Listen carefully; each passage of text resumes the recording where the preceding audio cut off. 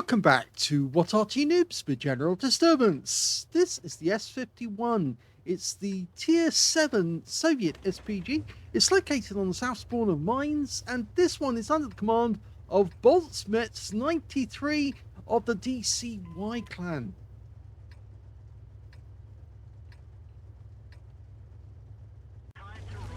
Well, he wasn't showing any equipment, but I'm pretty sure he will actually provide that information in the notes or the comments down below. Okay. It's the 152mm howitzer he's using. And the reason I can tell that is the long, thin barrel. If it was the short, fat one, that would be the 203mm. He's looking around for a target. He's found a GeForce 1010. He's managed to come up the water, but there's an ELC M90 off onto the southwest island. Yeah, he's focusing on that GeForce because he's actually just holding there behind that hill at the moment. We can't hit him because he's behind the rock, but we might be able to hit this guy. It's an AP AMX, the old proto, and he does get some splash. 253 hit points with the first shot. Now it's capable of doing 600 alpha with these shells, 38mm pen, 7.2 meters on the burst radius, between 11.5 and 23 seconds of stun. It's very much like the M12 in many ways, the S-51. Of course, though, it gets more shells to play with. And I think we now know where one of the enemy Arty is, because we just saw the tracer coming out from the very corner of the map. Somebody is sitting behind the rock in A1. In the meantime, we've got a super Hellcat that's managed to get up on the hill. And the reason they've got up there and occupied the hill is because none of our guys went up and contested it. Or at least only one tank did, and he got wiped out. Okay, what's this? It's a Borsig Waffentiger, made by Rheinmetall. One of the tank destroyers that could have been, but never actually was. That shell came in from our teammate, Rousal. That was a direct hit. In fact, it was a penetrating shot, a high roll for 626, and the Borsig went down to our unit's 14.5, who was in a position to capitalize on that shot. Yep. Borsigs do not have much armor. They make perfect hit targets for Arty because you're much more likely to pen it. Very little armor. So if you fire on a Borsig, you might pick up a lot of hit points.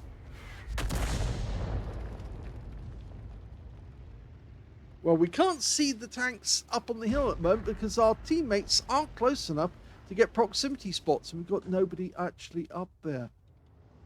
Yeah, so we've got that AP AMX 30 actually did go onto the hill. He's getting hit though. One of our teammates just fired a round into him. Okay, so we've lost all targets at the moment, bar this one. Okay, Comet. He's up on the hill. He's proximity spotted by the T-29. Oh, no, that was aimed behind him, not ahead of him. But he's still hittable. You could still get him. He's using the rocks to his best advantage, but he still pokes around the corner of some of these rocks. And that was a shot from our teammate in the other Arty, the M40, M43. So he just got stunned, and he's been damaged. Can we get a shot in there? Well, he's doing it from overhead. Well, he's trying to use the battle assistant, but the problem is that with the standard wargaming battle assistant, it has this tendency to look upwards, whereas you're much better off with the one that actually comes from Vehicle Inspector through Aslains. It's a much better battle assistant. It doesn't flip upwards suddenly. So you get to see the targets and you keep looking at the targets instead of it suddenly trying to look over the top of them. Okay, so he's got that on the AMX. But the AMX is still moving. One of the big problems of the S-51 is it does have a very narrow arc of fire. 4 degrees either side of the center line. And that means that if you move the vehicle just slightly, then the reticule blooms massively.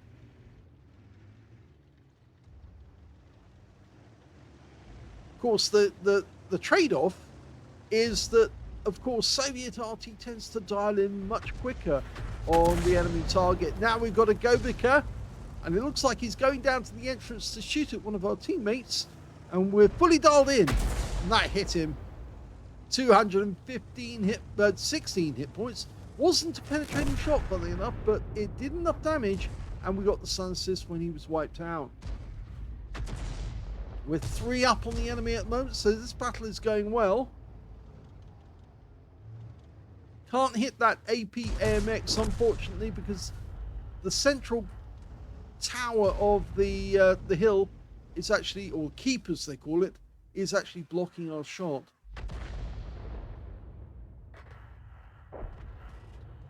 We're only 1 up on the enemy now.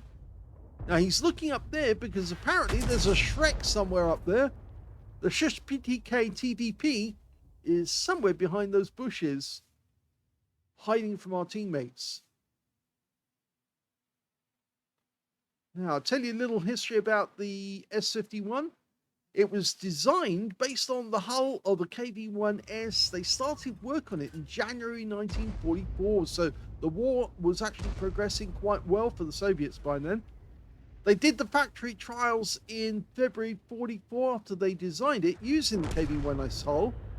So, of course, the KV-1S was an upgraded version of the KV-1 with more speed, less armor. It went for the field trials in March of 1944 and April of 1944, and it actually passed them, but it did have a fault. And the fault was it shook the chassis so badly that the tank would fall apart. So it's the taking a shot in that 152mm howitzer, or the 203 for that matter, would be deadly to the vehicle. It would actually damage the vehicle. So in the end, they actually didn't progress. It never was produced, it never mass produced, that is. They only did the prototypes.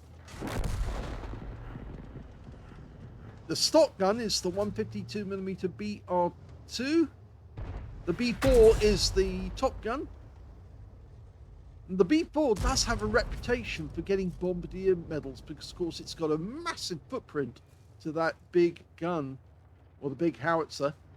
So if you catch 2 enemy tanks in it at the same time, yeah, they sometimes go down. And remember, the tanks that the Tier 7 S-51 come up against are mostly Tier 6, Tier 7, Tier 8. So, yes, you're going to be hitting tanks with fairly thin armor.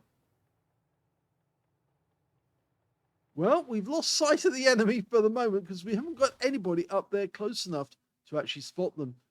The nearest tank we've got is an Su-130PM. He's down at the base of the hill. The number of tanks or kills is equal now. It's both sides got the same. I suspect that that IS-3, though, is still there, but he's trying to encourage people to move up, and so he can shoot them. Likewise, there's a UDAS off to the right. That's the M40 targeting this area. And there's the, oh, it's an IS-2M. And that was a good shot, 160. But immediately afterwards, we picked up stun assist because our teammate fired as well. And he expires. Taken out by the Object 416 from all the way back near our cap area. So now we're 1 ahead again, and there's only 5 enemies remaining with 2 RT in play on the enemy team. They've got a Lorraine 155-51 and a GW Panther. Well, that's one of the enemy RT firing, and he missed the Govica, who actually moved from that position just a short while before. So maybe he was working off an old sighting. In fact, the sighting probably came from this guy. The IS-3 went up onto the top of the hill, and we've just stunned him. I get the feeling that the Govica and the Su-130PM are headed up onto the hill, and that was another shot from the M40, M43. Yep, they're definitely headed up, but unfortunately our Su-130PM, or was it the Govica, got hit by the enemy arty. So there's the IS-3, no, that shot missed. It hit the rock instead. Okay, so that IS-3 is facing two opponents. The SU-130 PM has decided to go around. In fact, the Govika's going around as well, but he's being hit by Arty. And there's the IS-3, and the SU-130 PM makes a wreck. That means now there's only 4 enemies remaining. That Shrek, the Udas, and we've got another Govika on our team, and the Object 416. And oh my god, we just got hit by the Shrek. He cheated. Cheated? No, he cheekily went around the map, and he's turned up near our cap area. He must have gone down the west side of the map, and we just got shot by his gun, his 100mm gun. He took 249 hit points off us, which is, I think, a low roll, because I think he does a lot more damage than that. And we've also lost one of our Govikas, but the Shrek is taken out by the M40, M43 with a shotgun. Shotgun. He actually fired over the building. And now there's only 2 enemies left. They're both Arty. And the M40, M43 probably does need to move, because he was spotted by the enemy, by the Shrek, when he fired. So it's more than likely the enemy will try to get him. Okay, so we're looking for a GW Panther and a Lorraine 15551. We know one enemy Arty is in A1, because that's where he was. He might not still be there, but there's a good possibility. The big question is where the other Arty has gone. So we're hoping one of our teammates is going to spot the Arty, and then we'll get a shot. Object 416 moving, and he's found him.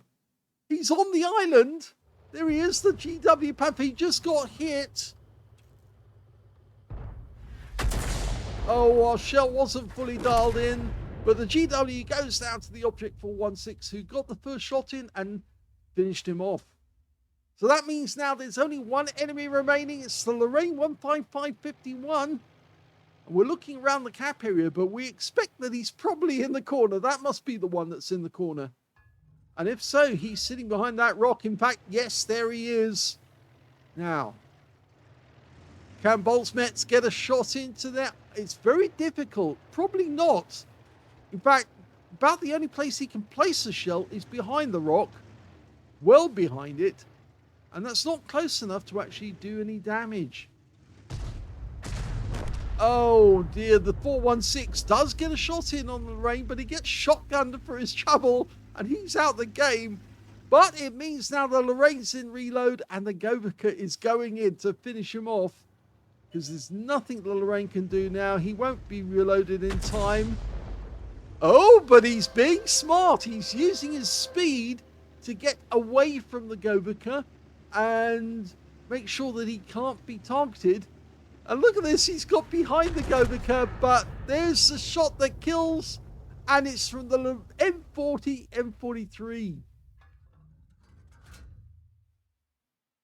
Here's the end of battle stats, and that was the second class tank of a boltsmets93 of DCY in the S-51.